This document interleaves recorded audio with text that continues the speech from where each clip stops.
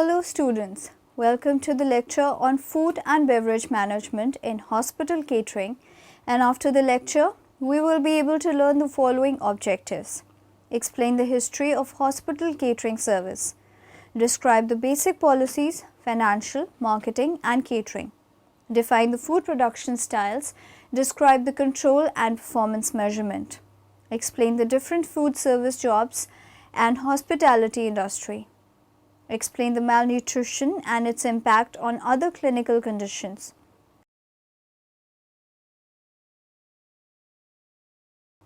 The hospital catering services are an essential part of patient care. Good quality, nutritious meal play a vital part in patients' rehabilitation and recovery and limit the unnecessary use of nutritional supplements. Hospital catering services should be cost effective and flexible enough to provide a good choice of nutritious meal that can accommodate patients' specific dietary requirements and preferences. Effective hospital catering services rely on sound planning and coordination of a range of processes involving menu planning, procurement, food production and distribution of meals towards patients. Many staff groups are involved in meeting the nutritional needs of patients. In addition to catering service, staff that procure and prepare the food, nursing and medical staff play vital roles in accessing and monitoring the nutritional status of patients. Dietitians need to be involved in menu planning and in providing expert guidance and treatment for patients with dietary and nutritional problems. Speech and language therapists also have an important role in accessing and monitoring patients with swallowing difficulties and other associated complications.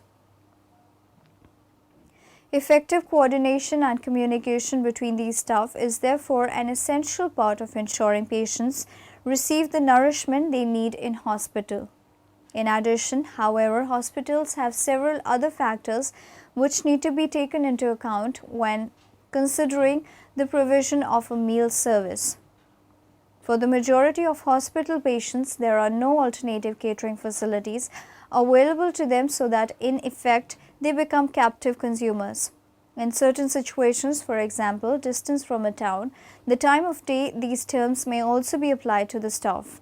Modified therapeutic and medically prescribed diets are often needed in addition to the normal dietary meals being produced. The provision of such meals involves additional supervisory and managerial time and control, increasing the unit cost of producing special meals. Flexibility is needed in terms of production and service in the event of additional admissions from casualty, early discharges, large-scale emergencies, etc. The catering service is not seen as a priority in the overall planning and financial budgeting of hospitals, although customer satisfaction with hospital meals is recognized as being beneficial in terms of patient recovery, good presentation, quality and service of hospital food, encouraging patients to consume and enjoy their meals. Hospital meals are not sold in cash terms to the patients, but from an integrated part of the total hospital package of customer care. For the hospital caterer, patient satisfaction cannot therefore be measured in terms of sales receipts, so other ways of measuring response to the catering service must be used, such as customer satisfaction, questionnaires, wastage control, etc. These additional factors combined place a further responsibility on the unit catering manager to provide attractive, appetizing and nutritious meal for both patients and staff under increasingly stringent financial constraints. Dinner last night, and you had mentioned that you had some nice Dijon chicken, there was some pasta on the plate and some vegetables. So thinking about those three things, which do you think is going to be the one food to raise your sugars the highest? The pasta. The pasta, perfect, because that's the carbohydrate, right? Not only are patients educated by registered dietitians, but many patients are being pleasantly surprised just how good hospital food can be. It takes me a long time to figure out that menu because there's so many choices. Kitchens at many North Shore LIJ Health System hospitals look more like four-star restaurants with the freshest produce and finest ingredients. We really do everything we can to meet anybody's expectations. So some meals are made to order. Oh, absolutely, meals are made to order. And that could literally mean going the extra mile. We will go to the grocery store if we have to buy specific products for people. We've taken family recipes and prepared those for people. It's one of those simple things. You know, food is something that we can all relate to, and with so many stressful situations going on in a hospital, it really feels great to be able to help people enjoy some of the simpler things. Let us now talk about the history of hospital catering service. A brief resume of the recent history of the hospital catering service is: pre-1948, hospitals are administered by voluntary organizations, religious and charitable, and by local authorities. 1948. The modern hospital service as we know it today was created when the state formally assumed responsibility for most hospitals with the National Health Act 1946 coming into force. All hospital services were coordinated, centrally financed and controlled by regional boards. This led to the creation of new post in hospital services, that of the catering officer. 1963. The Platt Report, Food in Hospitals, highlighted the many problems of old, outdated hospitals and kitchens: lack of food control, excessive waste, loss of vitamins and other nutrients through bad cooking methods being used, poor administration and poor standards of hygiene and cleanliness. Recommendations included raising the status for hospital caterers and making them responsible for all aspects of food and the control and supervision of all staff in these areas. Managing the catering service. Strategic direction. Many trusts are currently undergoing major service changes due to retraction programs in long-stay hospitals and acute services reviews. In such circumstances, trust management should consider the implications of those changes on all services, including the catering service. Their decision on the future provision of the catering service should be set out in a formal strategy document. Patients' nutritional requirements, staff meals, nutritional education, health promotion. Around 90% of trusts have food and health policies, although some of these do not meet all of the requirements set out in the Diet Action Plan. Catering departments should plan their workloads and control the related costs, quality and nutritional content of meals provided. Food safety and hygiene. The provision of safe and nutritious food in hospitals for patients and staff is a major undertaking. This is achieved by having a combination of good management, staff trained in safe hygiene practices, and catering skills and appropriate quality controls. Every hospital reviewed as a food safety control system in place. These systems ensure that food is prepared and served in accordance with recognized food safety procedures and legislation. Managing the catering service. All trusts should have a food and health policy in line with the Diet Action Plan. Trusts should ensure that a clear strategy has been approved for the future provision of catering services where other services are being reconfigured. All trusts should ensure the staff governance standard for NHS Scotland employees is compiled with for all staff.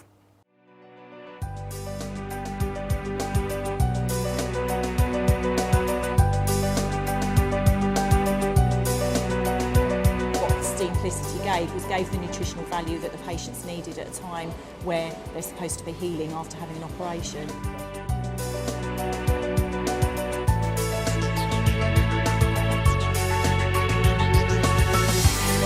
Although we've got the set meal times, the simplicity and the choice that that brings and the freshness of food that that brings also allows us to be able to give a provision outside of that if patients need them.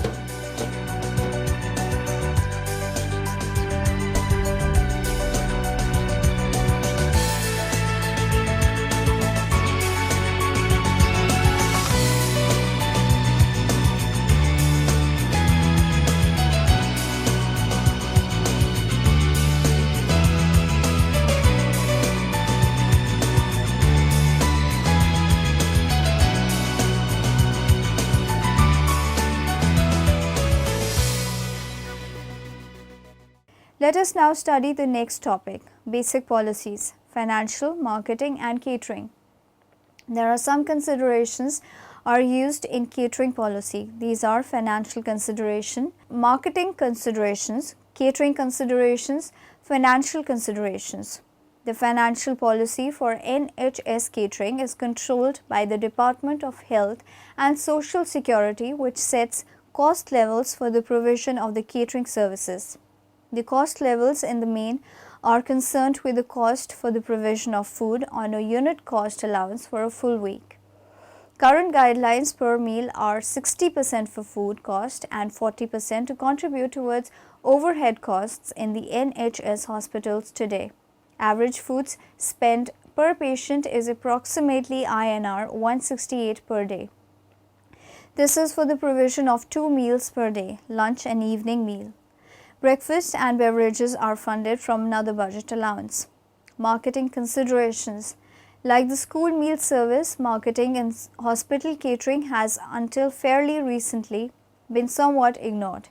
However, with recent cutbacks and financial pressure being placed on the public sector as a whole, hospitals are being forced to look at ways of increasing their revenue and decreasing their costs still further.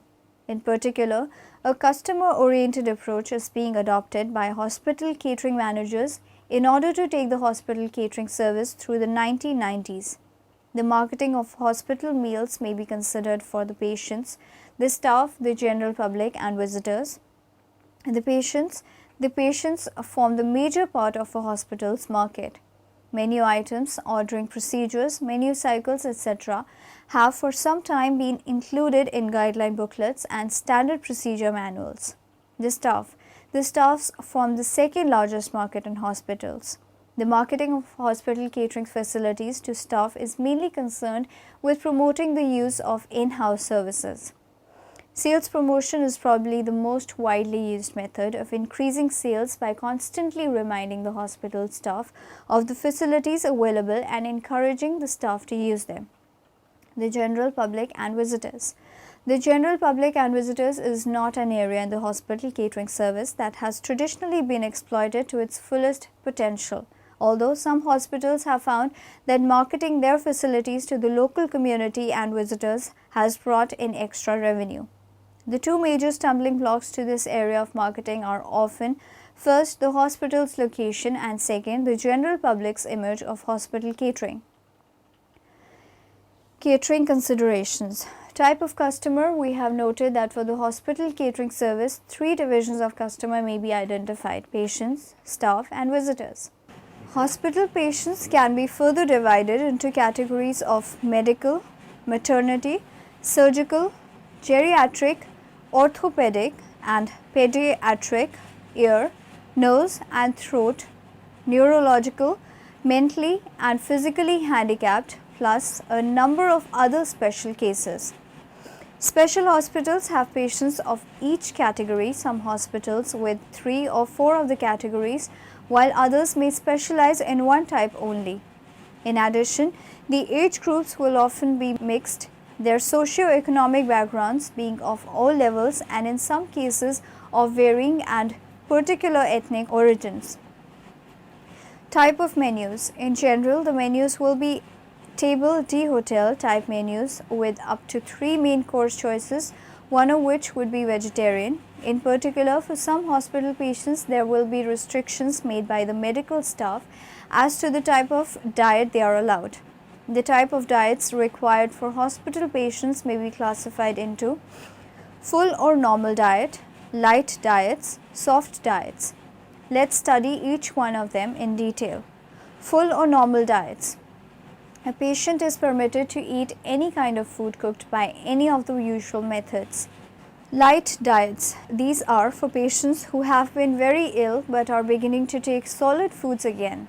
The meals should be small and the dishes light, that is, easily eaten, swallowed and digested. For example, fruit juices, soups, porridge, minced beef, poached fish, egg dishes, pureed vegetables, rice puddings, ice cream, fruit jellies, etc. Soft diets. These are for patients who can eat ordinary food but require it to be pureed or minced. This may be because of dental problems or because they may have difficulty in feeding themselves. Moving on further, let's talk about food production styles. As in the school meal service, conventional production is still the most widely used method of food production in the hospital catering service. Food and beverages are traditionally prepared and then distributed to the patients and staff using either a centralized or a decentralized food service system. Particular attention must be given to nutritional and dietary standards, maintaining the food at the correct temperature during its transportation and delivery, and finally the meal presentation to the customer. Food service styles. In the hospital catering service, more than one food service style will often be offered in any one unit. For example, there may be a waiter service for senior medical and administrative staff, a cafeteria service for all other staff, a tray service for patients, and a vending service for use by visitors, staff and patients.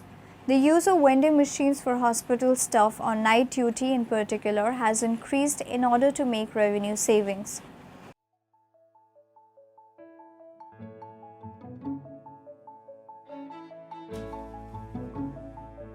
What people eat is one of the most important fundamental parts of their life. I think hospitals have a great opportunity to teach. I mean, we are teachers and role models for all of our health, really. The reason we built the rooftop garden was as an educational component for patients, employees, the community to come and learn about how to grow food, why is it good for you, what to do with local food. A practice I want to use fresh and local foods whenever possible. It just prepares a better quality food, better tasting, you get a bigger customer satisfaction out of it. When you serve healthy food, when you serve food that looks appealing, that tastes appealing, when you combine that with educating people about the importance of a healthy lifestyle, that is leadership. My favorite component of the food program is actually the taste and the freshness of the food and the fact that we engage local farmers. 90% of our beef is raised locally from 2 farms that we've all visited. We know the farmers, we know how they raise their cattle, we know their whole program, and so we feel really engaged. In 2002, walking through our hospital lobby, I just had this thought. I wonder what would happen if we put a farmer's market out in front. Well, at that time, there were no farmers markets at hospitals anyplace in the country. May 16th, 2003, we opened the first hospital-based farmers market, an all-organic market, and it was like a block party out in front. It was a great day. Well, now we've got 39 markets either at or sponsored by Kaiser Permanente around the country. Hospitals who are interested in initiating a healthy food program can really start anywhere that is comfortable for them. Hospitals can begin slowly talking to farmers, figuring out what fruits and vegetables they can integrate into their menus, how they can kind of shift and become more seasonal in their menu planning. People enjoy food. We have to eat. This is not something that we should be reducing. We should be redesigning. I think this initiative can happen anywhere across the country. I would say that local is defined however you need to. And it's that opportunity, it's actually one of the great rewards of my job during the day is to have incredibly good food prepared in a way that I actually feel is consistent with my values as a clinician. Food is life, and so food is an integral part of that puzzle of healing. I mean, I firmly believe that the health of our population could start with a sharp chef's knife, 2 cutting boards, and a salad splitter. The method of food service has a number of advantages. Duplication of service equipment and double handling of food at the floor kitchen is eliminated. Supervision of trays is considerably easier both from the point of view of dietary control and actual presentation. The presentation of the food is done by staff directly under the control of the catering officer. The quality of the food the patients receive is considerably improved as there is little service delay from the time the trays leave the kitchen to when they reach the patients. The method of food service, however, has a number of disadvantages. duplication of service equipment in the main production kitchen and at the individual floor kitchens. Closely associated with the above is the double handling of food that occurs in the two kitchens. Quality deterioration of the food occurs if it is left too long in the food trucks, and the temperature of the food may alter considerably by the time the food reaches the patient. Control and performance measurement. The control systems used in the NHS catering service can range from those hospitals where control is undertaken by the hospital finance department to those where control is managed by the hospital catering or contract manager. The costing may be structured in a number of ways. The provision of a meal for staff within a fixed price level as determined by union negotiation, with the costing being 75% of the price charged to the food cost of the item and 25% being a contribution to the overheads. The provision of other staff meals on a 60 to 40 basis. The provision of food and beverages for a wide range of hospital functions, for example, staff Christmas parties, buffet for various types of occasions, etc.